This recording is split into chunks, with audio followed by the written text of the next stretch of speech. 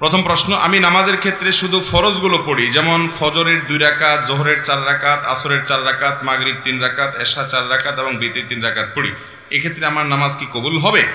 দেখুন, শুধু ফরজ পড়েন এই ভাই, সুন্নত পড়েন না, নামাজ হবে কিনা? উত্তর হলো, শুধু ফরজ পড়লে ওয়াক্তের দায়িত্বটা আদায় হবে। জোহরের ফরজটা পড়লেন, জোহরের ওয়াক্তের দায়িত্ব আদায় হলো, কিন্তু এটা পরিপূর্ণভাবে হলো না, ত্রুটি থেকে গেল। আপনি তরকারি খাইতে চাইলেন, তাহলে আপনার তরকারি খাইতে হলে সবজি লাগবে কাঁচা, পানি লাগবে, তেল লাগবে, পেঁয়াজ লাগবে, মরিচ লাগবে, লবণ লাগবে, ইত্যাদি ইত্যাদি লাগবে। এখন আপনি পানির মধ্যে কাঁচা সবজি সিদ্ধ করে রান্না করে নিয়ে আসলেন, লবণ, তেল, হলুদ কিছুই দিলেন না, তাহলে এটাকেও সবজি বলা যায়, কিন্তু এই সবজি কেউ খাবে না, আপনিও খাবেন না, ঠিক না? ঠিক। 5 ওয়াক্ত ফরজ নামাজ এটা পূর্ণতা পাওয়ার জন্য এর আগে পরে যে সুন্নত নামাজগুলো আছে সেগুলো হলো এরকম। এগুলো ছাড়া ওই নামাজটা হয়ে যাবে, ফরজ আদায় হয়ে যাবে, ওয়াক্তের ফরজ আদায় হয়ে যাবে আলহামদুলিল্লাহ, মাগার আপনার নামাজটা পরিপূর্ণ হলো না। মনে রাখবেন, সুন্নত নামাজগুলো কেন, এই যে 5 ওয়াক্ত নামাজের ফজরের আগে 2 রাকাত সুন্নত আছে, জোহরের আগে 4 রাকাত, পরে 2 রাকাত আছে, মাগরিবের পরে 2 রাকাত আছে, এশার পরে 2 রাকাত আছে, এই যে সুন্নত নামাজগুলো আছে এগুলো কেন জানেন? এগুলোর অন্যতম উদ্দেশ্য হলো যাতে করে মূল নামাজটা আমাদের সুন্দরভাবে হয়, তার জন্য প্রস্তুতি। আগেরগুলো হলো প্রস্তুতিমূলক আর পরেরগুলো হলো পরিপূরক। সুন্নত আগেরগুলা প্রস্তুতিমূলক, পরেরগুলাকে বলতে পারেন পরিপূরক, আর সবগুলাকেই অন্য অর্থে পরিপূরক বলতে পারেন। পরিপূরক মানে কি? ধরুন, আপনি কোনো একটা সরকারি অফিসে খুব গুরুত্বপূর্ণ একটা কাজে যাচ্ছেন, এনআইডি কার্ডের ফটোকপি লাগবে, জন্ম নিবন্ধনের ফটোকপি লাগবে, খুব জরুরি একটা কাজ, আপনার বিদেশ যাওয়ার মতো ব্যাপার, ভিসার মতো ব্যাপার। আপনি ফটোকপি নিয়ে যখন যাবেন, ফটোকপি সাধারণত এনআইডি কার্ডের ফটোকপি যদি একটা লাগে, আপনি কয়টা নিয়ে যাবেন? একটাই নিবেন না 2-4টা নিবেন? বুদ্ধিমান মানুষ হলে 2-4টা সাথে নিয়ে যাবে। কেন? একটা যদি হারায় যায়, কোনো কারণে মিস হয়ে যায়, যাতে করে আমার কাজটা হয়ে যায়, হাতে রাখবে, এটা সে নিয়ে যাবে। ঠিক একইভাবে ভাইরা আমার, আপনি যখন 5 ওয়াক্ত নামাজের ফরজ নামাজ পড়বেন, কিয়ামতের ময়দানে যাবেন, আল্লাহ তাআলার কাছে দেখা গেল কোন একটা নামাজে ভেজাল ধরা পড়ছে, বাতিল হয়ে গেছে, তখন ওই সুন্নত বা নফল, অতিরিক্ত নফল নামাজ যে পড়বেন, এগুলো দিয়ে আল্লাহ তাআলা ফরজের ঘাটতি পূরণ করবেন। সেই সাথে আপনি আগে যখন সুন্নত পড়বেন, তখন মূল ফরজটা পড়তে আপনার সুবিধা হবে, মনোযোগ থাকবে। নবী করিম সাল্লাল্লাহু আলাইহি সাল্লাম ফরজ নামাজের আগে পরে সুন্নত নামাজগুলো কখনো ছাড়তেন না, নিয়মিত পড়তেন। আপনি কিভাবে নিয়মিত ছাড়েন?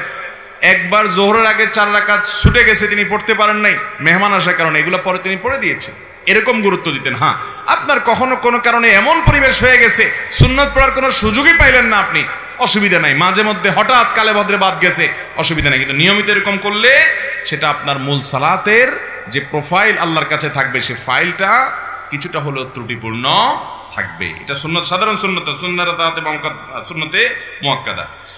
আমার ফজরের নামাজ প্রায় কাজা হয়, জোহরের সাথে মিলিয়ে জোহরের আগে সেই 2 রাকাত ফজরের কাজা পড়ে নেই, আমার নামাজ কি কবুল হবে? এই পাবলিক অনেকেই আছে, ফজরের নামাজ জামাতের সাথে মসজিদে গিয়ে আদায় করার মতো মুসল্লি, মুসলমানের সংখ্যা সমাজে অনেক না বেশি? সবচেয়ে কম মুসল্লি হয় কোন নামাজে? কারণ ইবলিস জানে এই নামাজটায় হাজির হলে অনেক বেশি ফজিলত পেয়ে যাবে, জোহরের নামাজের চাইতে এই নামাজে হাজির হওয়ার গুরুত্ব বেশি, মাগরিবে এশায় হাজির হওয়ার চাইতে ফজরে হাজির হওয়ার গুরুত্ব বেশি। এটা মাসআলা আপনি না জানলে কি হয়েছে, আপনার সাথে থাকা ইবলিস জানে, এই জন্য ইবলিসে ভোর রাতে আপনার ঠ্যাং টিপা শুরু করে। দেখবেন রাত 12টা 1টা 2টা পর্যন্ত ঘুম আসে না, ফেসবুক টিপতেছেন, ইউটিউব টিপতেছেন, মোবাইলে মোনাজাত ধরতেছেন, শয়তানের জিকির আজকার করতেছেন, এগুলো করতে করতে 12টা 1টা পর্যন্ত আপনার ঘুম আসে না। ঠিকই দেখবেন ফজরের আজান আগ দিয়া দেখবেন এমন ঘুম আসে, অ্যালার্ম দিয়ে রাখলেও আর উঠতে মনে চায় না, ঠিক না ঠিক? শয়তান তখন কি বলে? নবী করিম সাল্লাল্লাহু আলাইহি সাল্লাম হাদিসে বলেছেন, শয়তান বলে ফজরের আজান হয়ে গেছে, অ্যালার্ম বাজছে, দেখতেছেন ঠান্ডা মাথায়, শয়তান বলে আরে রাত এখন অনেক বাকি, অ্যালার্ম দিছে, মোবাইলের গলা টিপে ধরে অ্যালার্ম কেটে দিয়ে আবার ঘুম। আছে না নাই? ফজর পড়তে পারে না। ভাইরা আমার, ফজরের গুরুত্ব অনেক বেশি। তো যেই মানুষ ফজরের নামাজ নিয়মিত জোহরের সাথে পড়ে, অনেকে আছে দেখবেন প্রবাসে অনেক ভাই আছে 7টা 8টা 9টার দিকে উঠা ফজর পড়ে, নিয়মিত যদি এরকম হয় তাহলে তার এ নামাজ হবে? ভাইরা আমার, একবার হঠাৎ 2 মাস 4 মাস পরে 6 মাস পরে জীবনে হঠাৎ একবার হয়েছে, হ্যাঁ ফজর নামাজ আপনি উঠতে পারেন নাই, মোবাইলে অ্যালার্ম বাজছে তাও হুঁশ নাই, এটা গ্রহণযোগ্য। নবী সাল্লাল্লাহু আলাইহি সাল্লামের জীবনে একবার ফজর কাজা হয়েছে। কয়বার কাজা হয়েছে? একবার। তো আপনার জীবনে 2, 4, 10 বার এভাবে হতে পারে, কিন্তু প্রতিদিন হওয়া এটা কোনো অবস্থাতে গ্রহণযোগ্য হতে পারে। ঠান্ডা মাথায় যারা নামাজ পড়ার এশার পরে শোয়ার সময় নিয়ত করে থয় যে সকাল 8টার দিকে উঠবে, অ্যালার্ম দিয়ে ছয়, তার ইমান আছে কিনা এটা নিয়ে অনেক উলামা ইকরাম সন্দেহ করেছেন। কারণ হলো ঠান্ডা মাথায় সে নামাজ পড়বে না, পরিকল্পনা করে সে শুয়েছে। আল্লাহ তাআলা আমাদেরকে ফজর নামাজ গুরুত্ব বোঝার তৌফিক দান করুন। আমি নিয়মিত তাহাজ্জুদ পড়ি এবং বিতির তাহাজ্জুদের পরে পড়ি, কিন্তু হঠাৎ মাঝে মধ্যে ঘুম থেকে ওঠার সমস্যার কারণে ফজরের আজান হয়ে যায়। এমন অবস্থা বিতির পড়ার হুকুম কি? যদি আপনি ভোর রাতে উঠার ব্যাপারে প্রবল সম্ভাবনা না থাকে তাহলে বিতির আপনি রাখবেন না, বিতির আগে পড়ে ফেলবেন। হ্যাঁ, আপনি নিয়মিত তাহাজ্জুদ পড়েন, আল্লাহ তৌফিক দেয়, তাহলে আপনি বিতির পড়েন। হঠাৎ একদিন ছুটে গেছে, ফজরের আজান হয়ে গেছে, তাহলে তারপরেও বিতির পড়লে আদায় হয়ে যাবে। ঢোলবাঁশি বাজিয়ে কবর দেয়া হচ্ছে, এরকম একটি ভিডিও দেখেছি ইউটিউবে, এ ব্যাপারে বললে ভালো হতো। ঢোলবাঁশি বাজায় আবার কবর, একটা গানই আছে এরকম, আমিও দেখছি ভিডিওটা, কি জানি মরণকালে ঢোলবাঁশি বাজাইও কি ভাই, তরিকার ভাই না দরবারি ভাই? হ্যাঁ, এবং সে গানের একটা কথা খুব আপত্তিকর আছে, সেটা আরো বেশি, সেটা হলো কালেমা কালামও ভাই কোনো কিছুর দরকার নাই, কালিমা কালাম কিছুর দরকার নাই, ঢোলবাঁশি বাজাতে বাজাতে নিয়ে কবরে দিও। আল্লাহ মাফ করুক, এই হারাম কাজ করতে করতে যার দুনিয়া থেকে বিদায় হয়, সে দুনিয়াতে জীবদ্দশা জানতো যে তার যে সমস্ত আশেপাশে সাঙ্গপাঙ্গ আছে তারা ঢোলবাঁশি পিঠে দিয়ে তারা নিব কবরে, হাসরে আজাব যখন হবে আল্লাহ জানে, ফেরেশতারাও কি ঢোলবাজি দিয়েই ফিরবে কিনা আল্লাহ জানে। ভাইরা আমার, নবী সাল্লাল্লাহু আলাইহি সাল্লাম বলেছেন বয়স্তুলি অক্সিরাল মাজানির, এই সমস্ত বাদ্যযন্ত্র এগুলো দুনিয়া থেকে এগুলো বিদায়ের জন্য আমি আসছি, এগুলো শয়তানের অস্ত্র, এগুলো হারাম। অতএব ইমানদার জীবদ্দশায় যেটা করতে পারেন একটা মানুষের মৃত্যুর পর তাকে বিদায়ের সময় বলে কালিমা কালামই দরকার নাই। কালিমা কালামই যদি দরকার না থাকে সে মুসলমান কিনা সন্দেহ। মুসলমান কিভাবে কালিমা কালামের দরকার নাই, ঢোলবাজি হইলে তার চলবো? আমরা তো কালিমা কালাম পাইছি কোরআন থেকে, হাদিস থেকে। এর ঢোলবাজিটা কে দিল? কে দিছে বলেন? শয়তান দিছে। তো শয়তানের এই জিনিসটা নিয়ে যদি কবরে যায়, মায়ের কি পিঠে পড়বে না নিচে পড়বে? আল্লাহ আমাদেরকে এই সমস্ত পাগলামি ছাগলামি, এই সমস্ত শয়তানের থেকে বেঁচে থাকার তৌফিক দান করুন। কত পাগলামি যে দুনিয়াতে আছে, এসব না দেখলে বোঝার উপায় নাই। আল্লাহ আমাদের সমস্ত ভাইদেরকে হেদায়েত দান করুন। এক লোক টাকা ধার নেওয়ার পরে টাকা থাকা সত্ত্বেও দিত না, ঘুরাতো। হঠাৎ শুনছি লোকটা মারা গেছে, তখন এসে তার ছেলে মেয়ের কাছে দিয়েছে। এখন তাতে কি তার ঋণ পরিশোধ হবে কিনা? দেখুন, ধার নেওয়ার পরে কেউ যদি টাকা ঘোরাঘুরি করে, দেয় না, যে সেই লোকটা মারা যাওয়ার পরে তার ছেলে মেয়েরা এসে যদি পাওনাদারের টাকা দেয়, তাহলে সেটা খুবই প্রশংসনীয় কাজ। শুধু দেয় না, বরং দেওয়া কর্তব্য। একটু ভালো করে শুনে রাখেন, অনেক মানুষ আছে মারা যাওয়ার পর পাওনাদার বের হয়ে আসে। আপনার বাবা মারা গেছেন, আল্লাহর বান্দার কিছু দেনা আছে, এগুলো রেখে মারা গেছে। ইসলামের নির্দেশ হলো তার মৃত্যুর পর তার দাফন কাফনের জন্য যে টাকা খরচ হবে সেগুলো তার টাকাতেই খরচ করবেন। এরপর তিনি যদি কোনো দেনা রেখে যেয়ে থাকেন, ভাগ বন্টন পরে আগে তার সব দেনা শোধ করতে হবে তার টাকা দিয়ে, তার জমি জমা বিক্রি করে। এরপরে যদি কিছু থাকে সেটা দিয়ে তার ওসিয়ত থাকলে সে ওসিয়ত 1/3 মধ্যে পূরণ হবে। 1/3 মানে তার টোটাল সম্পদের দাম 10 লাখ, তাহলে তার ওসিয়ত যত বেশি হোক না কেন 3 লাখ পর্যন্ত পূরণ হবে, এর বেশি না। বাকি যেগুলো থাকবে সেগুলো ওয়ারিসরা ভাগ করে পাবে। আর যদি কারোর কোনো ওসিয়ত না করে যায় যে অমুক জায়গায় দিও, মসজিদে দিও, মাদ্রাসে দিও, অমুকরে দিও, এরকম কোনো ওসিয়ত না থাকে, তাহলে তো সেটা বাদ। কিন্তু দেনা থাকলে আগে দেনা দিতে হবে, তারপরে সন্তানরা ভাগযোগ করে সম্পদ নেবে। আমার দেশে দেখা যায় দেনা দেয়া তো পরের কথা, আজকাল তো প্রায় সময় পত্রিকা দেখা যায় বাবার লাশ পড়ে আছে আর সন্তানরা জমি জমা নিয়ে কাড়াকাড়ি করতে করতে ব্যস্ত, বেচারাকে দাফন পর্যন্ত করছে না। ঠিক কিনা বেঠিক? এই অমানুষ সন্তান আসমান থেকে হঠাৎ নাজিল হয় না অমানুষ হয়ে, এই বাপমাই অমানুষকে অমানুষ বানাইছে। ঠিক কিনা বলেন? এর পরিণাম, এর পরিণতি এই আল্লাহর বান্দা নিজেই ভোগ করছে নির্লজ্জের মতো। প্রায় সময় কয়দিন পরপরই দেখি পত্রিকাতে যে বাবার লাশ পড়ে আছে গ্যারেজে, বাড়ির সামনে ওইটা দাফন করার মতো মানুষ নাই, গন্ধ ছুটে গেছে, ছেলে মেয়েরা কামড়াকামড়ি মারামারিতে লিপ্ত, জমি জমা দখল নিয়ে। এই জন্য বাবারা সন্তানরে মানুষ বানায় যান, মুসলমান বানায় যান, দুনিয়ার জীবনটা জীবন্ত জান্নাত হবে। আর না হলে আপনার এই কাজের প্রায়শ্চিত্ত আপনাকে ভোগ করতে হবে। শুধু ওকে দুনিয়া শিখাইলেন, আখেরাত শিখান নাই, আপনি আফসোস করে কুল পাবেন না। পৃথিবীতে যেখানে মুসলমান আছে, মুসলমানের আধিক্য আছে, সেখানে দেখবেন কোনো বৃদ্ধাশ্রম নেই, বৃদ্ধাশ্রমের দরকার নাই। আর পৃথিবীর উন্নত দেশগুলোতে শিক্ষা আছে, দীক্ষা আছে, জ্ঞান আছে, বিজ্ঞান আছে, প্রযুক্তি আছে, সবকিছু আছে, কিন্তু বৃদ্ধাশ্রমও আছে। কারণ মনুষ্যত্ব, মানবতা, মা বাবার প্রতি দায়বদ্ধতা, এটা আল্লাহর প্রতি ঈমান না থাকলে সে মানুষগুলো আসলে সেভাবে বুঝে না। আল্লাহ আমাদের সন্তানগুলোকে মানুষ হতে মানুষ করার তৌফিক দান করুন। তাহলে বাবা মার দেনা থাকলে সেটা সন্তানরা শোধ করবে, পাওনাদার সেটা নিতে পারবে, কোনো অসুবিধা নেই, বরং এটা শোধ করা তাদের কর্তব্য। আমি একজন যুবক, আমার হাতে ট্যাটু আঁকা আছে। এখন আমার ইসলামিক জ্ঞান ছিল না, কিন্তু আমি এখন ট্যাটু উঠানোর জন্য চেষ্টা করছি। ট্যাটু উঠাতে খরচ আমার সাধ্যের বাহিরে। আমি এই অবস্থায় নামাজ পড়ি, নামাজ কবুল হবে কি? গত পরশুদিন আমরা কক্সবাজারে ছিলাম, আমি শেখ আহমদ সাইফুল্লাহ ভাই, আরও আমাদের বন্ধু বান্ধবদের একটা বড় গ্রুপ, ফ্যামিলি সহকারে।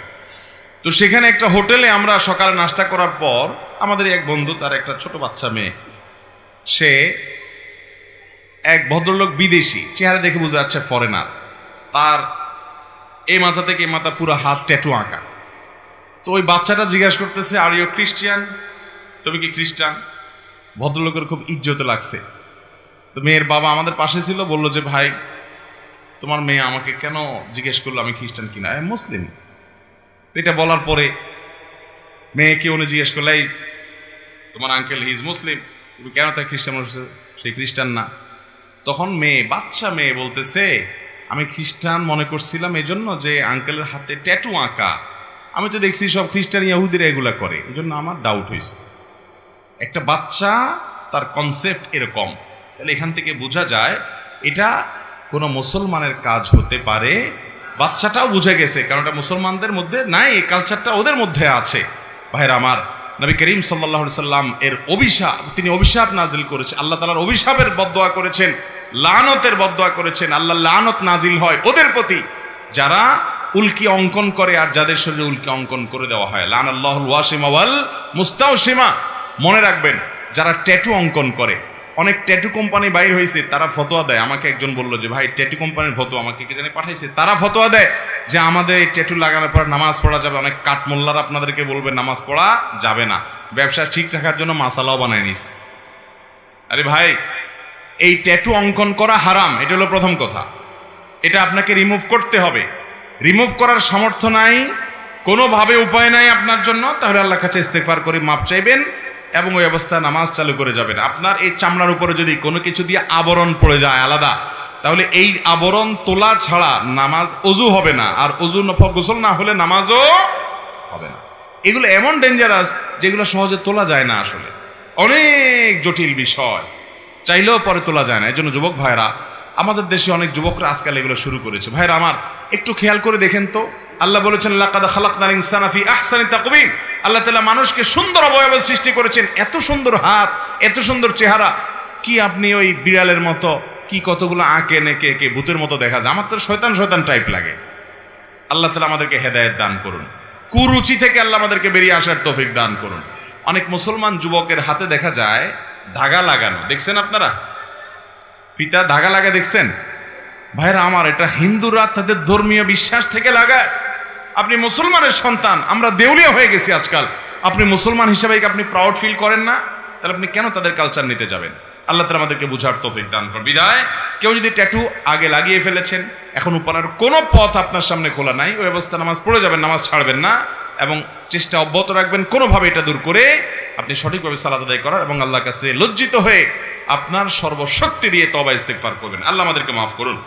কারো যদি অনুভূত হয় সে জাদুগ্রস্ত কিংবা কালো জাদুগ্রস্ত, তাহলে ইসলামিক উপায় তা প্রতিরোধের উপায় কি? ভাইরা আমার, আমি প্রায় বিভিন্ন জায়গায় বলি, আজকে গাড়িতে আসতে আসতে মুফতি সাইফুল ইসলাম ভাইয়ের সঙ্গে আমরা আলোচনা করছিলাম। সাইফুল ইসলাম ভাইয়ের কাছে আমার সামনে একটা ফোন আসলো, উনি ধানমন্ডি তাকওয়া মসজিদের খতিব, ওখান থেকে বলে যে ধানমন্ডির মতো রিচ এলাকাতে, সব ধনীদের এলাকা, সারা দেশের বড় বড় পয়সাপাতি যাদের তারা থাকে, ব্যবসায়ীরা থাকে, মন্ত্রী মিনিস্টাররা থাকে।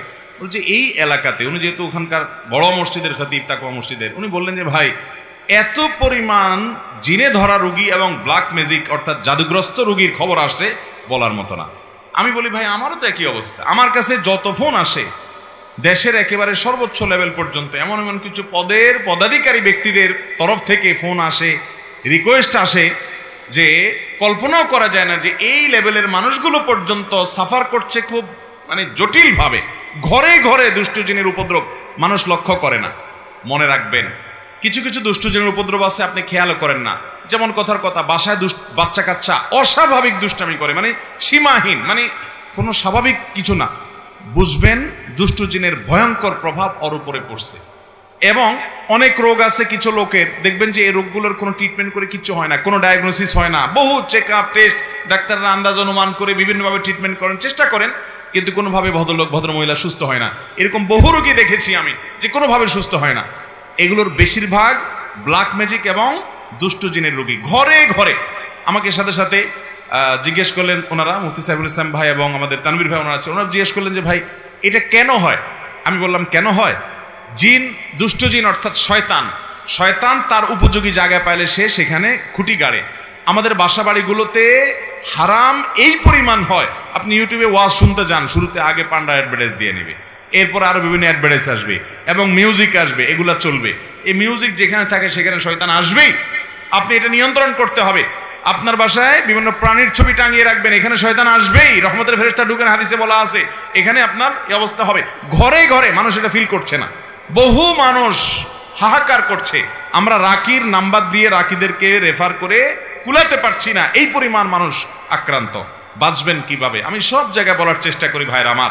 নাম্বার 1, গুনাহমুক্ত বাসা করেন, বাসা বাড়িতে গুনাহ করবেন না, এগুলো থেকে বাঁচান বাসা বাড়িকে। সবচেয়ে বড় কারণ হলো, দ্বিতীয় নম্বর যেটা বলবো সেটা হলো, আজ কোরআন তেলাওয়াত আমাদের বাসা থেকে উঠে গেছে। আমরা এখন বড় জোর ইউটিউবে একটু তেলাওয়াত চালাই দেই। আল্লাহর কসম করে বলছি, যেই বাসায় কোরআন তেলাওয়াত নিয়মিত হয়, আওয়াজ করে, শব্দ করে, ওই বাসায় ব্ল্যাক ম্যাজিক, দুষ্ট জিন থাকতে পারে না। আপনি যদি মিরাকল দেখতে চান ভাইরা আমার, আমি বুকে হাত রেখে বলতে পারি, আপনি আল্লাহর কুদরত যদি দেখতে চান সরাসরি, দুষ্ট জিনের উপদ্রব আছে যে বাসায়, সে বাসায় আপনি সূরা বাকারার তেলাওয়াত চালু করে দেন, জোরে জোরে তেলাওয়াত করেন, নিজে না পারলে অডিও চালু করে দেন। আমি নিজের চোখে বহুবার দেখেছি যে অস্বাভাবিক আচরণ বাচ্চাদের, এটা সেটা, রুকিয়া চলছে, তেলাওয়াত চলছে, ভালো হয়ে গেছে। আমার পরিচিত এক বোন আছেন, বোন বলতে আমার আপন বোন না, দুঃসম্পর্কীয়, উনি আমেরিকাতে থাকেন, অনেক বড় ব্যবসায়ী। ওনার বাসায় ভয়ঙ্কর অবস্থা মেয়েদের, মেয়েরা কোরআন তেলাওয়াত চালাইলে পাগলের মতো হয়ে যায়, কোনোভাবে সহ্য করতে পারে না, বলে যে বন্ধ করো এটা যেভাবেই হোক। এবং হাজার হাজার কোটি টাকার মালিক ওনারা, বাফেলোতে আমেরিকাতে থাকে। আমাকে বললেন ভাই কি করা যায়। আমি রুকিয়ার অ্যাপ দিলাম, বলে যে কোনোভাবে তেলাওয়াত শুনতে রাজি না। আমি বললাম যে ওদেরকে যদি বেঁধে রেখে হলেও আপনি কিছুদিন শোনাতে পারেন, দেখবেন ট্রিটমেন্ট হয়ে গেছে। আমাকে গত সপ্তাহ না তার আগের সপ্তাহ যেন, ওই দিন আগে আমাকে জানালেন যে ভাই আপনি না দেখলে বিশ্বাস করবেন না যে আমার মেয়েরা এখন এতটা স্বাভাবিক হয়ে গেছে যে কোরআন তেলাওয়াত শোনা ছাড়া এখন ওরা ঠিক থাকতে পারে না, কিন্তু প্রথম সহ্য করতে পারতো না। আমার বাসায়, আমি তো এলাকার সন্তান, আপনাদের লক্ষ্মীপুরের বশিরপুর আমার গ্রাম, সেখানে একদিন সকালবেলা আমার এক নিকটাত্মীয় এক ছেলেকে নিয়ে আসছে, ইয়াং ছেলে, যুবক মানুষ, সৌদি আরবে ছিল, বলে বিদেশ থেকে চলে আসছে। কি হয়েছে, সে আজানের আওয়াজ হলে শুনতে পারে না, তার পুরো শরীর বাঁকা হয়ে যায়।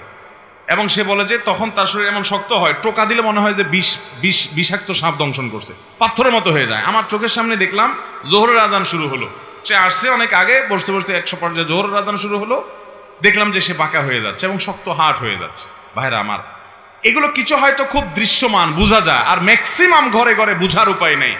এটার মূল ট্রিটমেন্ট হলো কোরআনে কারিমের তেলাওয়াত। আজ মুসলমানের ঘরে কোরআন তেলাওয়াত, মুসলমানের যুবকরা আজ গান শুনে, আজ ঘরে ঘরে মহিলাদের মোবাইলে হারাম জিনিস দেখে, পর্ন ভিডিও এত পরিমাণ দেখে যুবকরা। এমন একজন যুবক পাওয়া হাজার হাজার যুবকের মধ্যে কঠিন হয়ে গেছে, যেই যুবক বুকে হাত দিয়ে দাঁড়িয়ে বলতে পারবে এই 2 চোখ জীবনে কোনোদিন কোনো নোংরা ভিডিও দেখে নাই, আলহামদুলিল্লাহ। এরকম যুবক পাওয়া যায় না ভাইরা। চ্যালেঞ্জের ব্যাপার, জীবন ধ্বংস হয়ে যাচ্ছে, সব জাহান্নামের দিকে দৌড়াচ্ছে। আপনাকে বিকল্প পথে যেতে হবে। শয়তানি থেকে, বাসাবাড়ি থেকে নিজেকে বাঁচাতে চান, এবং আত্মীয় স্বজনরা অনেকে উপকার করতে গিয়ে খুনকারের কাছে যায়, খুনার কাছে যায়, আপোষের তাবিজ নেয়, এটা করে সেটা করে। এগুলা বেশিরভাগই ব্ল্যাক ম্যাজিক এবং কালো জাদু, এগুলো ধ্বংস করে দেয় মানুষের জীবনকে। এগুলো থেকে বাঁচার জন্য দ্বিতীয় আমল হলো কোরআন তেলাওয়াত করবেন, বাসায় কোরআন তেলাওয়াত চালা রাখবেন। নাম্বার 3, আপনাকে তৃতীয় যে আমল করতে হবে, আমি সব সময় বলি, বাসায় ঢুকতে বিসমিল্লাহ বলে ঢুকবেন, বাইরে হতে বিসমিল্লাহ বলে। বিসমিল্লাহ বলা ছাড়া বাচ্চাদেরকেও ঢুকতে দিবেন না, কাজের লোককেও ঢুকতে দিবেন না। ঢুকলে আবার বাইর হওয়া, বিসমিল্লাহ পড়ে আবার বিসমিল্লাহ পড়ে ঢুকো। হাদিসে আসছে কেউ বাসায় পড়তে বিসমিল্লাহ পড়ে ঢুকলে তার সাথে শয়তান ঢুকতে পারে না, প্রত্যেকের সাথে শয়তান থাকে, ওইটা আর ঢুকতে পারে না। আর যদি বিসমিল্লাহ ছাড়া ঢুকে তাহলে শয়তানের সাথে সাথে ঢুকে পড়ে। খাওয়ার সময় বিসমিল্লাহ, সব কাজে বিসমিল্লাহ পড়বেন। এভাবে আরো বিভিন্ন আমলের মাধ্যমে এই উপদ্রব থেকে বাঁচবেন। ব্ল্যাক ম্যাজিক থেকে বাঁচার জন্য সৌদি আরবের সাবেক গ্র্যান্ড মুফতি শেখ আব্দুল আজিজ বিন আব্দুল্লাহ বিন বাজ রাহিমাহুল্লাহ একটা চমৎকার আমল দিয়েছেন, সারা পৃথিবীতে রাখীদের কাছে জনপ্রিয় আমল। কিছু পানির মধ্যে কিছু বড়ই পাতা, নির্দিষ্ট কিছু সূরা পড়ে, এটা লম্বা প্রসেস আছে, এটা দিয়ে গোসল করলে নিয়মিত ব্ল্যাক ম্যাজিকের প্রভাব কেটে যায়। এবং এই আমলটাও আমি পরিচিত অনেককে দেখেছি করেছে। আমাদের এই যে আপনাদের নিশান ভাই, এই মাহফিলের আয়োজক তানভীর ভাই, ওনার ফ্যামিলিতে উনি নিয়মিত রুকিয়া করেন এবং উনি আমাকে বলছেন, ভাই শরীরটা মনে হয় যে শরীরতে কিছু চলে গেছে, পাতলা হয়ে গেছে। এই জন্য কোরআন তেলাওয়াত করবেন তো ইনশাআল্লাহ, বাসা বাড়িতে কোরআন চালাবেন তো ইনশাআল্লাহ। আমি শপথ করে বলছি, আল্লাহর কালামের মিরাকল যদি দেখতে চান তাহলে দুষ্টজনের উপদ্রব আছে এবং অস্বাভাবিক বাসা ভিতরে সমস্যা, রোগবালাই আছে, ব্ল্যাক ম্যাজিক আছে। কোরআন তেলাওয়াত শুনতে থাকেন, একদিন দুই দিন না, অনবরত আপনি ফিল করবেন যে কিভাবে আল্লাহর কুদরত জাহির হয়, কিভাবে শয়তান পালায়। আল্লাহ আমাদেরকে বুঝার তৌফিক দান করুন। আপন ভাই বোন কেউ যদি গুনার কাজ করে, তাকে সেটা বলার মতো অবস্থা না থাকলে তার সাথে দূরত্ব বজায় রেখে চললে গুনাহ হবে কিনা? ভাই বেরাদার যদি গুনার কাজ করে, পাপের কাজ করে, অপরাধ করে, সংশোধন করবেন, বুঝাবেন, কিন্তু না বুঝানোর কোনো বাও নাই, কথা শুনে না, বলার মতো নাই। অনেক সময় বড় ভাই হয়, বলার মতো থাকে না, বা ছোট ভাই হয়, তখন আপনি অভিমান করতে পারেন। অভিমান কি? যে তার সাথে আমি কথা বলবো না, দূরে থাকবো, তাকে বোঝানোর জন্য যে আমি তোমার উপরে অসন্তুষ্ট, এটা আপনি করতে পারেন। কিন্তু তাকে চিরকালের জন্য ত্যাগ করবেন, তার সাথে সম্পর্ক ছিন্ন করবেন, এই সুযোগ নাই। সে খারাপ হলেও এই সুযোগ নেই যে আপনি তাকে সম্পূর্ণ সম্পর্ক ছিন্ন করবেন। হ্যাঁ, সংশোধনের জন্য করতে পারেন। সব আলেম বলে যে আমরা হকের পাশে আছি, তোমরা আমাদের সাথে থাকো, তাহলে আমরা কার পাশে থাকবো? ভাইরা আমার, নবী করিম সাল্লাল্লাহু আলাইহি সাল্লাম দুইটা কষ্টিপাদর দিয়ে গেছেন, মা আনা আলাইহি ওয়া আসহাবি, আমি যে আদর্শের উপর আছি এবং সাহাবায়ে কেরাম জামাতুস সাহাবা তারা মৌলিকভাবে যে আদর্শের উপর আছেন সেটি, এটার উপরে যারা প্রতিষ্ঠিত তারা কিয়ামতের ময়দানে নাজাত প্রাপ্ত দল। আর সেই সাথে নবীজি বলে গেছেন, তারাকতু ফিকুম আমরাইন, আমি তোমাদের মধ্যে দুইটা জিনিস রেখে গেলাম, কিতাবাল্লাহি ওয়া সুন্নাত রাসূলিহি, আল্লাহর কোরআন এবং রাসূলের সুন্নাত, লান তাদিল্লু মা তামাসসাকতুম বিহিমা, এগুলো যদি তোমরা আঁকড়ে ধরো কোনো দিন তোমাদের কেউ গোমরা করতে, পথহারা করতে পারবে। এই জন্য ওই মূলনীতি আপনি ধরে রাখবেন। যে সমস্ত উলামায়ে কেরামের কথা শুনবেন এগুলো গ্রহণ করবেন, ইনশাআল্লাহ আল্লাহ তাআলা হকের উপরে রাখবেন। এগুলো গ্রহণ না করলে আপনি হকের উপরে প্রতিষ্ঠিত থাকতে পারবেন। অতএব ব্যক্তি নয়, বরং কোরআন সুন্নাহর অনুসরণ করবেন। যে আলেম কোরআন সুন্নাহর আলোকে কথা বলে তার কথা শুনবেন, সে যেই হোক না, কোরআন সুন্নাহর বাইরে কথা বললে সেটাকে বর্জন করবেন। আল্লাহ আমাদের সবাইকে উলামাদের অনুসরণ, অনুকরণ, কোরআন এবং সুন্নাহর আলোকে করার তৌফিক দান করুন। বিষয়টি হলো, আপনাদের কাছে আমার প্রশ্ন, নামাজের কোন ত্রুটিটা নিয়ে আপনারা সবচেয়ে বেশি চিন্তিত? নামাজের মধ্যে আমাদের অনেক ত্রুটি হয়, তাই না? এর মধ্যে সবচাইতে বেশি চিন্তিত কোন ত্রুটিটা নিয়ে?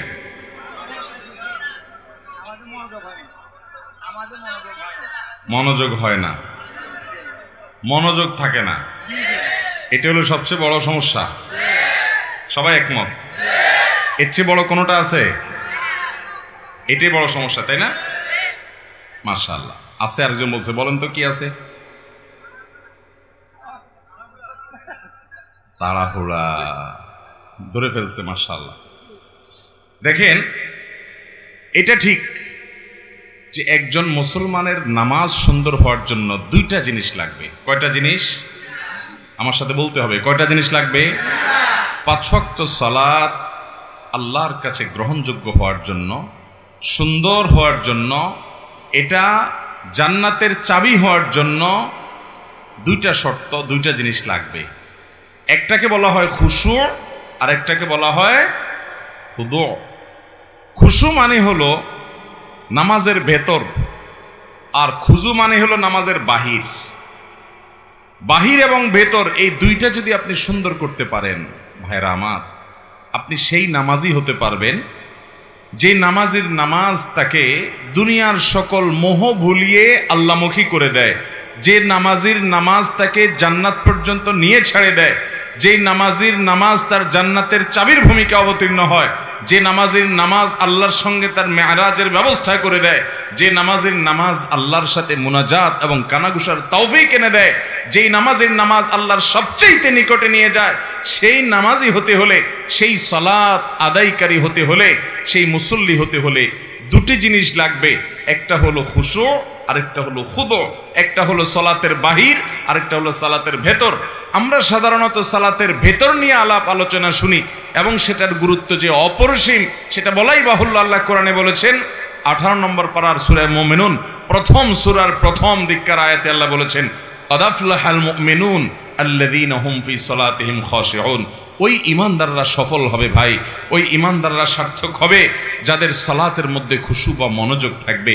নামাজে মনোযোগ না থাকলে সে নামাজটা নিষ্প্রাণ নামাজ, সে বিষয়ে বলাই বাহুল্য।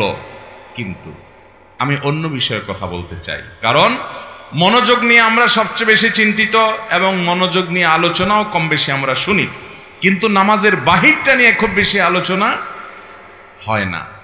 ভেতরটা আমাদের ঠিক নাই, মনটা ঠিক থাকে না, এটা নিয়ে আমরা পেরেশান আছি, সেটা ঠিক, এবং পেরেশান থাকতে হবে, সেটাকে ঠিক করতে হবে, মনোযোগটা আল্লাহর দিকে আনতে হবে, এটা ঠিক আছে। কিন্তু নামাজের বাহির নিয়ে যে আমাদের কোনো চিন্তাই নেই, অথচ দুইটার সমন্বয়ে নামাজ সুন্দর হয় এবং আমরা অনেকে জানিও না নামাজের বাহির সুন্দরের জন্য কি করতে হবে। মুহতারাম হাজরিন, নামাজের এই বাহিরের দিকটাকে বলা হয় খুদু, ভেতরের দিকটাকে বলা হয় খুশু, আর বাহিরের দিকটাকে বলা হয় খুদু। এই নামাজের খুজু যেটা বাহিরের দিক, এই দিকটা যদি আপনার ঠিক না হয়, ভালো করে কান খাড়া করে শুনে রাখেন, আপনার নামাজ পর্যন্ত বাতিল হতে পারে, নষ্ট হতে পারে, ফাসেদ হতে পারে, নামাজ হবে না, হবেই না আইনগতভাবে, ওই নামাজ আবার পড়া লাগবে, এরকমও হতে পারে যদি বাহির ঠিক না থাকে। আপনার যদি ভেতর ঠিক না থাকে তাহলে নামাজটা আল্লাহর দরবারে গ্রহণযোগ্যতার লেভেল পাবে না, মর্যাদা পাবে না, ঠিক। কিন্তু আইনত কাগজ কলমে আপনার নামাজ হয়ে যাবে। মনোযোগ যদি আপনার না থাকে তাহলে নামাজ কি ভেঙে যাবে? কথা বুঝেন নাই? নামাজ ভঙ্গের কারণগুলোর ভিতরে মনোযোগ না থাকা, এরকম কিছু শুনছেন? কিন্তু নামাজে তাড়াহুড়া করার কারণে, নামাজের যে খুশুর পাশাপাশি খুজু যেটা, সেই খুজু রক্ষা না করার কারণে এমনও হতে পারে যে আমার সালাত হয়ই নাই, হবেই না, আবার পড়া লাগবে, এমনও হতে পারে। কিন্তু আমরা বেশিরভাগ মুসল্লিরা এই সম্পর্কে খুব একটা আমাদের জানাশোনাও নাই, আলোচনাও নাই, সব ঘুরে ফিরে আমরা খুশুর দিকেই যাই। হ্যাঁ ঠিক, খুশু তো থাকতেই হবে, কিন্তু মনে রাখবেন, আপনি যদি খুশু 100 ধরে রাখার চেষ্টা করেন, হয়তো 80 70 90 কেউ 50 কেউ হয়তো 20 কম বেশি, এরকম আপনি খুশু ধরে রাখতে পারবেন। আপনি 100 নামাজে মনোযোগ কখনো পরিপূর্ণভাবে ধরে রাখতে পারবেন। নামাজের মধ্যে নামাজের বাহিরের দিকে মন চলে যেতে পারে, আমাদের উচিত হলো সেটাকে সাথে সাথে ধরে নিয়ে আসা। আমাদের নবী করিম সাল্লাল্লাহু আলাইহি সাল্লাম একবার ইমামতি করছেন মসজিদে নববীতে। তিনি ইমামতি করা অবস্থাতে, আজকের মতো এত দালান কোঠাওয়ালা মসজিদ তো ছিল না, ইমামতি তিনি শুরু করেছেন। সালাতের মধ্যখানে হঠাৎ একটা বাচ্চার আওয়াজ, কান্নার আওয়াজ, চিৎকার চেঁচামেচি। নবী করিম সাল্লাল্লাহু আলাইহি সাল্লামের বুঝতে বাকি থাকলো না যে কোনো বাচ্চার মা এই জামাতে পেছনে মেয়েদের কাতারে সামিল হয়েছেন, যার কারণে বাচ্চা কাঁদছে আশেপাশে কোথাও। এই বাচ্চাকে ধরার জন্য তার মা নামাজের জন্য পারছে না, সে নামাজে মাশগুল আছে। নবী সাল্লাল্লাহু আলাইহি সাল্লাম নামাজকে তুলনামূলক অন্য সময় যেরকম দৈর্ঘ্য নিয়ে পড়েন তার চাইতে একটু কম দৈর্ঘ্য পড়ে সালাম ফিরিয়ে শেষ করে বললেন, কার বাচ্চার কান্নার আওয়াজ শুনতে পাচ্ছি, সে গিয়ে বাচ্চাকে ধরো। তাহলে এই যে নামাজের মধ্যে বাচ্চার কান্না, সেদিকে মনোযোগ নবী করিম সাল্লাল্লাহু আলাইহি সাল্লামের গেছে। মানুষ হিসাবে আওয়াজ হলে সেদিকে মনোযোগ যেতে, কিন্তু আমাদের চেষ্টা থাকবে মনোযোগটা ধরে রাখা। কিন্তু যদি কোনো কারণে মনোযোগ আপনি ধরে রাখতে পারেন নাই, আইনত কাগজে কলমে মাসআলার দিক থেকে নামাজ হয়ে যাবে, কারণ নামাজের মধ্যে এত% মনোযোগ থাকতে হবে এরকমটা ফরজ বা ওয়াজিব নয়। আবার কেউ ভুল বুঝবেন না, তাহলে মনোযোগের দিকে খেয়াল করার দরকার নাই। মনোযোগ দিকে খেয়াল করতেই হবে, নাহলে সফল মুমিন হবেন না, জান্নাতুল ফেরদাউসে যেতে পারবেন না। সে চেষ্টা করতেই হবে, কিন্তু আপনি চেষ্টা করলেও একেবারে 100% মনোযোগ যে ধরে রাখতে পারবেন সেটা জরুরি না, সেটা সম্ভব না, কিন্তু আপনার চেষ্টা থাকতে হবে। মুহতারাম হাজরিন, নামাজের খুশুর পাশাপাশি খুজুটা যদি ঠিক না থাকে, খুজুর মধ্যে একটা লেভেল আছে, এইটুকু যদি অন্তত ঠিক না থাকে, যেটাকে বলা হয় তমানিনা ফিস সালাহ, বা নামাজের মধ্যে ইতমিনানের সাথে নামাজ পড়া, মিনিমাম দৃঢ়স্থিরতা যতটুকু না হলে নয়, এতটুকু যদি না থাকে তাহলে আপনার নামাজই হবে না। কারণ সেটা না হলে ওয়াজিব তরক হবে, অনেক ওলামাদের অনেক ইমামদের মতে ফরজ তরক হবে, যার কারণে নামাজই হবে না। মোহতারাম হাজরিন, নবী করিম সাল্লাল্লাহু আলাইহি ওয়াসাল্লাম বলেছেন, তিরমিজির হাদিস আপনারা অনেকে শুনেছেন, আউয়ালু মা ইউহাসাবু বিহিল আবদু ইয়াউমাল কিয়ামাতি, কিয়ামতের দিন বান্দার সর্বপ্রথম হিসাব নেওয়া হবে কিসের? ইবাদতের মধ্যে নামাজের হিসাব সর্বপ্রথম নেওয়া হবে, আর মানুষের পারস্পরিক লেনদেনের মধ্যে মানুষ খুনের হিসাব সর্বপ্রথম নেওয়া হবে। এই হাদিসে নবী সাল্লাল্লাহু আলাইহি ওয়াসাল্লাম বলেছেন, ফাইন সালুহাত ফাকাদ আফলাহা ওয়া আনজাহ, যদি কারণ নামাজের হিসাবটা ঠিকঠাক মতো সে দিতে পারে তাহলে সে সাকসেস হয়ে গেল, সে পার হয়ে যাবে আখিরাতে, তার আর পাকড়াও নাই, অন্য সব সহজ হয়ে যাবে যদি নামাজটা ঠিক হয়ে যায়। ওয়া ইন ফাসাদা, আর যদি নামাজের হিসাবটা গড়বড় ধরা পড়ে, ভেজাল ধরা পড়ে, ফাকাদ খাবা ওয়া খাসির, তাহলে এই ব্যক্তি আর সামনে আগাতে পারবে না, ধরা পড়ে যাবে। এই জন্য ভাইরা আমার, নামাজটা যদি কিয়ামতের ময়দানে হিসাব গ্রহণের সময় ঠিকঠাক দিতে হয়, তাহলে নামাজের এই বাহিরটার প্রতি বিশেষ মনোযোগ দিতে হবে। নবী করিম সাল্লাল্লাহু আলাইহি ওয়াসাল্লাম বুখারীর হাদিসে বলেছেন, সল্লু কামা আরাইতুমুনি ইউসাল্লি, তোমরা আমাকে যেভাবে নামাজ পড়তে দেখেছো সেভাবে সালাত আদায় করো। সহিহ মুসলিমের হাদিসে নবী রাসূলুল্লাহ সাল্লাল্লাহু আলাইহি ওয়াসাল্লাম বলেছেন, নবী সাল্লাল্লাহু আলাইহি ওয়াসাল্লাম সম্পর্কে তিনি বলেছেন, তিনি রুকু থেকে যখন উঠতেন সোজা হয়ে টান টান খাড়া হওয়া ছাড়া সিজদায় যেতেন না, আবার সিজদা থেকে যখন উঠতেন সোজা হয়ে টান টান করে বসে অপেক্ষা করা ছাড়া তিনি সিজদায় পুনরায় যেতেন না, এভাবে তিনি সালাত আদায় করতেন। এবং তিনি বলেছেন, আসওয়াউন নাসি সারিকাতান আল্লাযী ইয়াসরিকু ফি সালাতি, সবচেয়ে নিকৃষ্ট চোর হলো সে যে নামাজের মধ্যে চুরি করে।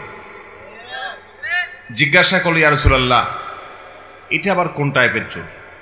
আমরা তো বিভিন্ন চোরের কথা শুনছি, গম চোর, টিন চোর, গরু চোর, বিভিন্ন রকমের চোর আছে, তাই না? নামাজ চোর এটা আবার কোনটা?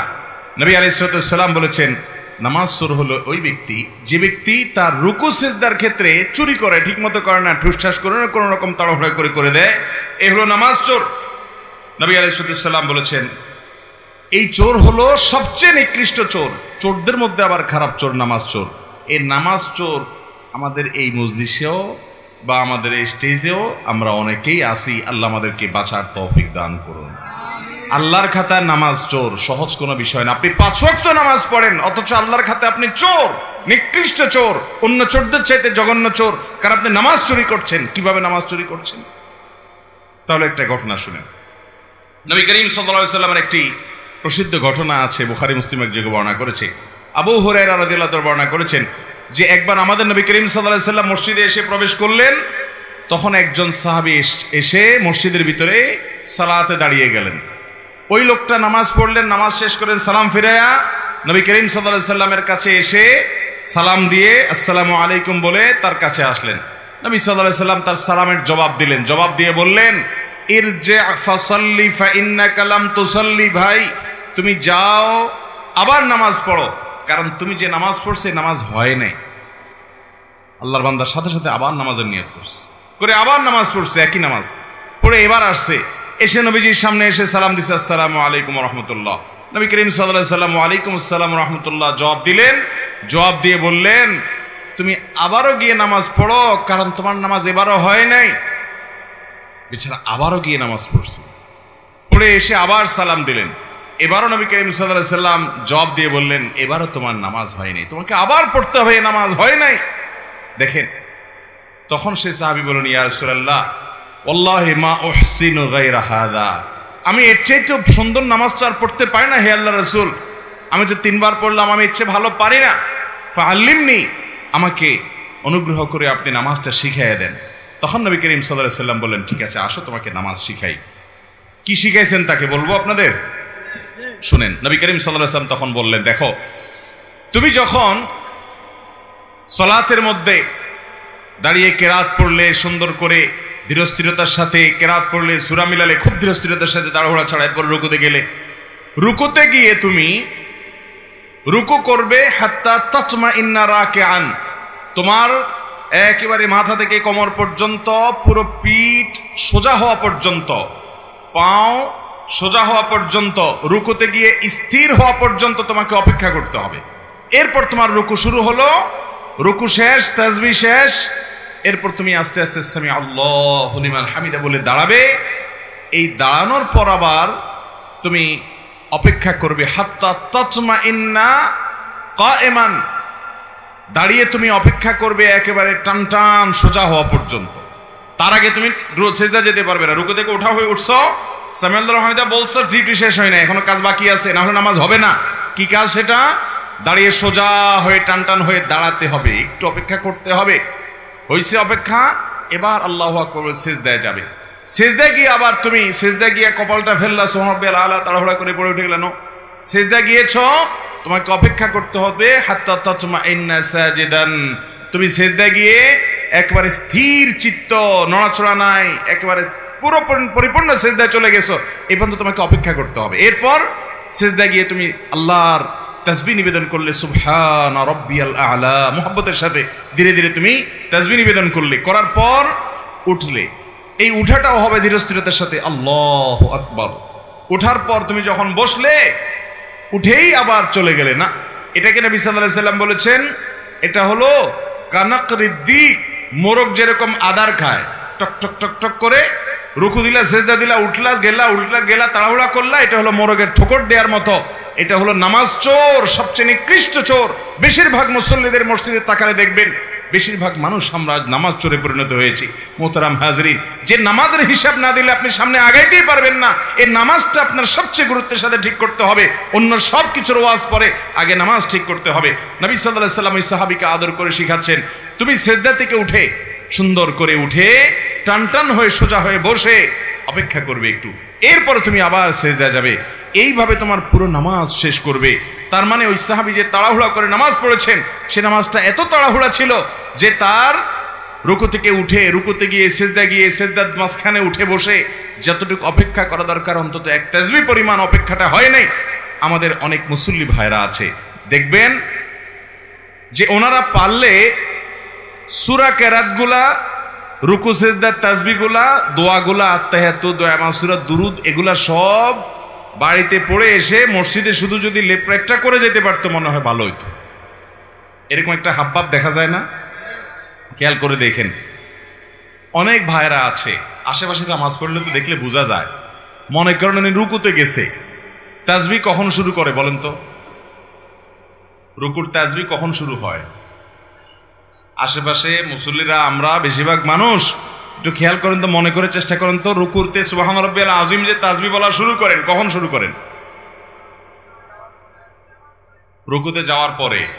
তাহলে তো সব ফেরেশতা, তো সব আল্লাহওয়ালা, আফার ক্লাসের ইমানদার সব, মাশাআল্লাহ। তাহলে তো সব ওয়াজ মাহফিলের দরকারই নেই এখানে। ভাই আমি বলি, এবার শুনেন, রুকুতে যাইতে আল্লাহু আকবার বলে যাওয়া লাগে, তাই না? আল্লাহু আকবার বলে যে রুকুতে যান, খেয়াল করে দেখেন আজকের পর থেকে যে তাসবিহ সুবহান রাব্বিয়াল আযীম শুরুটা কোত্থেকে করেন দেখেন, খেয়াল করে ডানে বামে এবং নিজেরও মুখ দিয়ে কখন বাইর হয়। বেশিরভাগ মানুষই আল্লাহু আকবার বলতে তো কোয়ার্টার সেকেন্ডও লাগে না, হুলস্থুল করে আল্লাহু আকবার বলেই রুকু অর্ধেকে এখনো যায় নাই, আদা আদি গেছে, ওখান থেকে সুবহানাল্লাহ শুরু হয়। এরপরে আবার সুবহান রাব্বিয়াল আযীম, সুবহান রাব্বিয়াল আযীম, সুবহান রাব্বিয়াল আযীম, তৃতীয়বার সুবহান রাব্বিয়াল আযীম, তৃতীয়বার শুরু করে মাথা উঠান শুরু হয়ে যায়। এবার মিলান তো মিলে কিনা দেখেন। তৃতীয়বার তাসবিহ সুবহান রাব্বিয়াল আযীম, সুবহানা শুরু করতে করতে কল্লা উঠানো শুরু, ওইটা পথে বাকিটা সারে ফেলায় উঠতে উঠতে, ঠিক না? এটা তো নামাজের কোনো সিস্টেম না ভাই। 99% মানুষ দেখবেন এভাবে নামাজ পড়ে।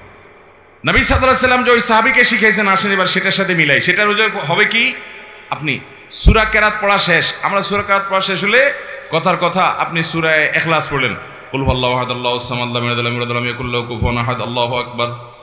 বিশেষ করে রমজান মাসে তারাবিতে দেখেন হাফেজ সাহেবরা পড়ে, আছে না নাই? শুধু হাফেজ সাহেবদের দোষ দিয়ে লাভ নাই, গাড়ি হাফেজ সাহেবরাও একই দেখা যায়। উনি হয়তো 30 পারার হাফেজ, আপনি ইখলাসের হাফেজ, সূরা ইখলাসের কুল হুয়াল্লাহর হাফেজ। তো উনি যেরকম 4G গতিতে নামাজ পড়ে, আপনার সূরা ইখলাসও খবর নিয়ে দেখেন বেশিরভাগ 4G গতিতে। কুল আল্লাহু আহাদ আল্লাহুস সামাদ লাম ইয়ালিদ ওয়ালাম ইউলাদ ওয়ালাম ইয়াকুল লাহু কুফুয়ান আহাদ, আল্লাহু আকবার, না, ওয়ালাম ইয়াকুল লাহু কুফুয়ান আহাদ বলার পর একটু দম নিবেন, অন্তত কোয়ার্টার সেকেন্ড অপেক্ষা করবেন।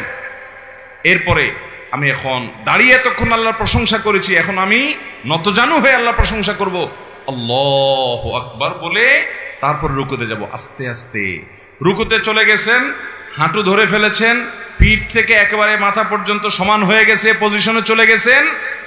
এবার একটু দম নিয়ে শুরু করবেন, সুবহান রাব্বিয়াল আযীম, সুবহান রাব্বিয়াল আযীম, সুবহান রাব্বিয়াল আযীম বলা শেষ, একটু দম নিবেন।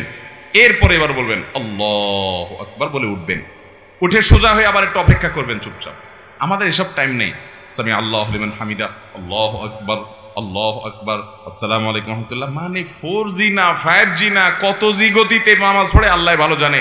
সব জায়গায় গতি ভালো, যার নামাজে যত বেশি সময় নেয়।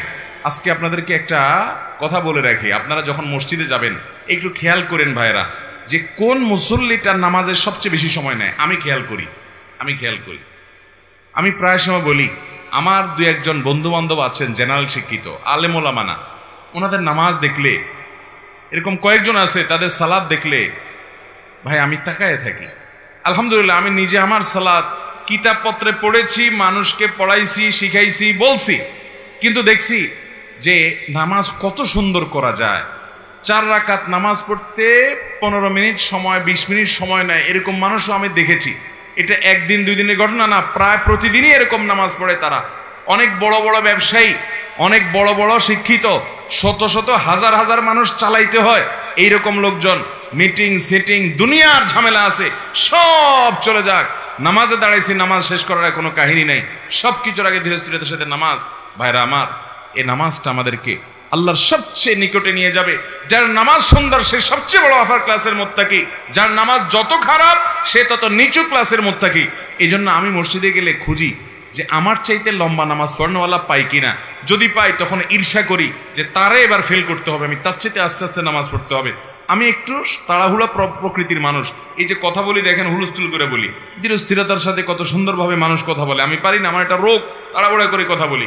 কিন্তু ভাইরা, আমার মতো এরকম তাড়াহুড়া করা মানুষটাও আমি খেয়াল করি মসজিদে, যে 2 রাকাত নামাজ পড়তে বেশিরভাগ মুসল্লি জেনারেল শিক্ষিত, সাধারণ শিক্ষিত মানুষ অনেকে আছেন, কোরআন বা সূরাগুলো এত সহিও না, মাগার মাশাআল্লাহ 2 রাকাত নামাজ আমরা একসাথে শুরু করছি, 10 জন 20 জন 30 জন মুসল্লি মসজিদে আছে, সুন্নাত পড়তেছি, কিন্তু দেখি যে আমারে ফেল মারাই দিয়া তারা সবাই নামাজ আগে আগে শেষ করে ফেলছে।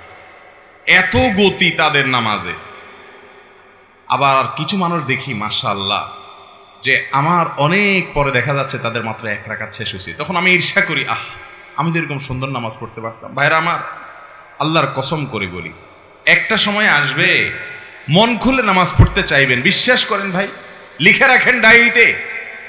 আপনাকে যদি আল্লাহ হায়াতে বাঁচিয়ে রাখেন, যুবক ভাইয়েরা, তরুণ ভাইয়েরা, একটা বয়স আসবে মনে চাইবে একটু রবকে মন খুলে সেজদা দেই, একটু লম্বা করে রুকু করি, পারবেন না, অসুস্থ হয়ে যাবেন, রোগবালায় ধরে ফেলবে। বাবারে, সে সময় আসবে না। বৃদ্ধ মুরব্বীদেরকে, চাচাদেরকে জিজ্ঞাসা করেন, চাইলেও ওযু ধরে রাখতে পারে না, নামাজ পড়তে পারে না, চাইলেও পারে না। একটা সময় আসবে চাইবেন, পারবেন না।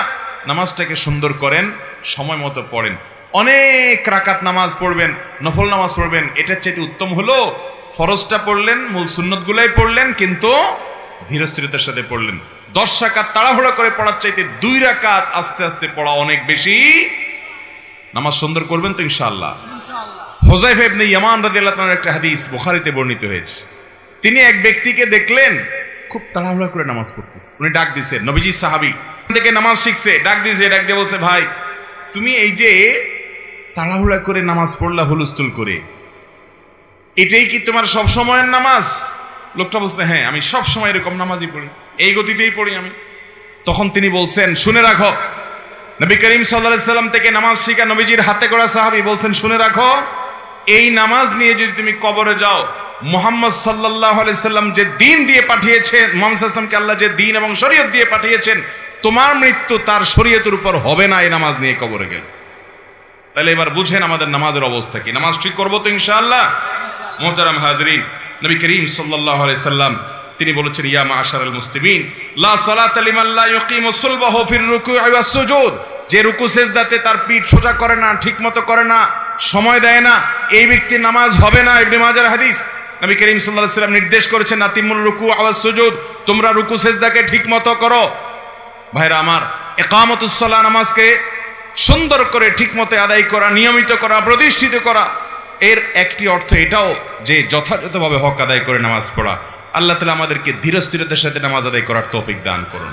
ভাইরা আমার, এবার আসুন মূল কথা। মনোযোগ দিয়ে ধরে রাখতে পারেন না, আমি আমার নিজের অভিজ্ঞতার কথা বলি আপনাদেরকে, এবং নামাজের মনোযোগ ধরে রাখার জন্য সিনিয়র উলামায়ে কেরাম যেসব পরামর্শ দিয়েছেন তার মধ্যে থেকে একটা এটাও, আপনি নামাজের মধ্যে টাইম বেশি দেন, তাড়াহুড়া না করে ধীরস্থিরতার সাথে সালাত আদায় করেন, দেখবেন নামাজে মনোযোগ অটোমেটিক আসছে ইনশাআল্লাহ। আপনার 4 রাকাত নামাজে কথার কথা সবসময় 4 মিনিট সময় লাগে। আপনি পরিকল্পনা করেন যে আমি 8 মিনিটের আগে নামাজ শেষ করব না, দেখবেন আপনার নামাজ কি সুন্দর হয়। আমি এরকম এক ভাইকে দেখছি যে 4 রাকাত নামাজে 10-15 মিনিটের নিচে শেষ হয় না। আমি জিজ্ঞেস করলাম, ভাই এত লম্বা কি নামাজ পড়েন আপনি, বলেন তো? উনি আমাকে বললেন, ভাই শয়তানের সাথে তো কুলায় উঠতে পারি না, সে আমাদের দেখেন নামাজে যাতে মনোযোগ নষ্ট হয়, এই জন্য দেখবেন যার কথা জীবনে মনে হয় নাই, নামাজে দাঁড়াইলে দেখবেন তার কথা মনে হয়ে গেছে। যেই কথা আকথা কুকথা আপনার মনে সাধারণ কোনো সময় হয় না, নামাজে দাঁড়াচ্ছেন দেখছেন সব হয়ে গেছে। কারণ ইবলিস তখন আপনার খেদমত শুরু করে দেয়, বলে যে হযরত আপনার এখন এই যে এই কথাটা মনে রাখা উচিত, ওই যে ওই জায়গায় ওইটা না ভুলে গেছেন, এই যে স্মরণ করে দিলাম, দেখবেন সব মনে করাই দিছে। কারণ আল্লাহ কোরআনে বলেছেন, আকিমিস সালাতা লিযিকরি, তোমরা আমার স্মরণের জন্য নামাজ পড়ো। আমাদের নামাজে আল্লাহর স্মরণ ছাড়া আর সবকিছু স্মরণ হয়, আল্লাহর স্মরণ ছাড়া আর সবকিছুর স্মরণ হয়। নামাজে মনোযোগ যদি আপনি ধরে রাখতে চান, পরীক্ষিত আমল হলো সময় ডিউরেশন বাড়িয়ে দেন। 4 রাকাত নামাজে 15 মিনিট সময় লাগিয়ে দেন। ওই যে ভাইয়ের কথা বলছিলাম যে লম্বার সময় নামাজ পড়ে, আমি একদিন জিজ্ঞেস করলাম, ভাই আপনার 4 রাকাত নামাজে একদিন 2 দিন না, প্রতিদিন একই অবস্থা দেখি, 15 মিনিট 20 মিনিট সময় লাগান। আমার অফিসে একবার উনি বেড়াইতে আসলেন, আমরা সুহরের পরে সুন্নত পড়ে চলে আসছি, মিটিং আছে, উনি দেখে নামাজ পড়তে পড়তে শেষ না। আমি বললাম, ভাই অনেক নামাজ পড়ছেন না? কই না, ওই 2 রাকাত সুন্নতিতে পড়ছে। তো 2 রাকাত সুন্নত তো আমরাও পড়লাম, আমাদের যদি 5 মিনিট 7 মিনিট লাগে, আপনার 15 মিনিট কেমনে লাগে? উনি বলল, ভাই দুনিয়াদার মানুষ, অনেক ব্যবসা বাণিজ্য আছে, শত শত লোক চালাইতে হয়, বিভিন্ন দিক মাথা চলে যায়, তো শয়তান তো নামাজে মনোযোগ নষ্ট করতে চায়, এই জন্য আমি শয়তানের সাথে কুস্তি করি নামাজের মধ্যে। আরে শয়তানের মধ্যে সাথে কুস্তি আবার কেমনে করে নামাজের মধ্যে? কুস্তি করলে নামাজ হবে নাকি? বলে যে কুস্তির সিস্টেমটা হলো এই, আমি যখন নামাজে দাঁড়াই, সূরা ফাতিহা অন্য সূরা পড়ি, তখন শয়তান আমারে ইরানে, তুরানে, কোকাব শহরে, অমুক জায়গায় তমুক জায়গায় চিপায়, এর ভিতরে ওর ভিতরে, এর পিছনে ওর পিছনে, যত আকতা কুকতা সব মনে করে দেয়। তখন আমি কুলে উঠতে পারি না, আল্লাহর কথা স্মরণ আসে না। আমিও তেড়ামি করি, পরিপূর্ণ আল্লাহর দিকে মনোযোগ আসার আগ পর্যন্ত তেলাওয়াত চলতে থাকবে। সূরায়ে আপনার ফিল পড়া হয়ে গেছে, এবার লীলা পড়া হয়ে গেছে, আড়াইতালে যে পড়া গেছে, এন্না তাই না, কিন্তু আমি রুকুতে যাব না যতক্ষণ পর্যন্ত আমার মন নামাজের দিকে না আসবে। উনি বলে যে আমি যখন এইভাবে সূরা বাড়াইতে থাকি ওই যে ডিউরেশন বাড়াইতে থাকি, তখন এবার দেখা যায় ইবলিসে আমার মনরে এদিক নেওয়া ছেড়ে দেয়, দিয়া বলে যে তো লস প্রজেক্ট, এর পিছনে মেহনত করলে তো সূরা আরো বেশি বেশি পড়ে সব বেশি বাড়াই ফেলবে, এর মনোযোগ তাড়াতাড়ি নামাজের দিকে দিয়ে দেয় যাতে তাড়াতাড়ি রুকুতে যায়। এরপর আমি রুকুতে যাই, রুকুতে গেলে তারপর সুবহান রাব্বিল আযীম পড়ি, সুবহান রাব্বিল আযীম পড়ি, না মন অন্যদিক চলে গেছে, বলি না সুবহান রাব্বিল আযীম তোর জন্য 30 বার পড়বো, আধা ঘন্টা ধরে পড়বো, মাগার আমি কল্লা উঠাবো না, উপরে পিঠ তুলবো না, যতক্ষণ পর্যন্ত আমার আল্লাহর কথা পরিপূর্ণ মনে না আসবে। আমি তেড়ামি করি, শয়তানের সাথে কুস্তি চলে। এবার শুরু করি আমি সুবহান রাব্বিল আযীম, শয়তান তখন চিন্তা করে, হায় হায় রে, এ তো এতবার তাসবিহ পড়ে তো সওয়াবের পাহাড় করে ফেলতেছে, তাড়াতাড়ি করে তার কুমন্ত্রণা দেওয়া ছেড়ে দেওয়া, শয়তান দেখা যায় আমারে ছেড়ে দেয়, আল্লাহর দিকে পরিপূর্ণ মনোযোগ হওয়ার আগ পর্যন্ত আমি সোজা হই না, তেড়ামি করে পড়ে থাকি।